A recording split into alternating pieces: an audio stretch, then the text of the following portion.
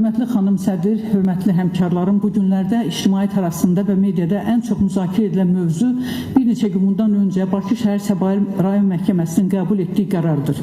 Mətbuatda da dərc edildiyi ki, məhkəmənin qərarına Cinayət Məcəlləsinin 274 dövlətə xəyanət, 278 hakimiyyəti zorla ələ keçirmə, 193 cinayət uğrunda əldə edilmiş vəsaitlərin legallaşdırılması, ağır cinayətlər üzrə Ramiz Mehdiyev barəsində 4 ay müddətində ev tutsaxlığı qəti imkan tədbiri seçilibdir. Azərbaycan xalqı çox gözəl bilir ki, Ramiz Mehdiyev kimi yüzlərlə hakimiyyət hərisləri olsa belə 200 illik dünya erməniliyini, erməni lobbisini və işğalçı Ermənistanın arxasında dayanan super gücləri 44 gün ərzində məğlub edən müzəffər Ali Başkomandanımızın dəmir yumruğu qarşısında çox acizdirlər. Ölkəmizin ən çətin günlərində, ən çətin dövrlərində 1994 və 98-ci illərdə dövlət çevrilişlərində cəhd olan dövrdə belə Azərbaycan xalqı Ulu öndərimiz Heydər Əliyevin ətrafında sarsılmaz birlik nümayiş etdirdilər.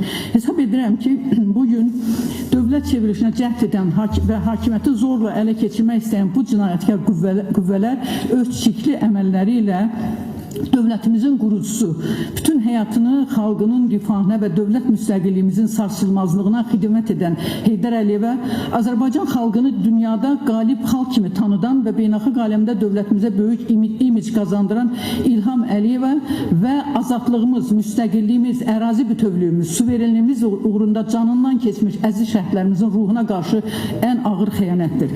Sözsüz ki, Azərbaycan xalqı və gələcək nəsillər bu xəyanəti heç vaxt bağışlamayacaqdır.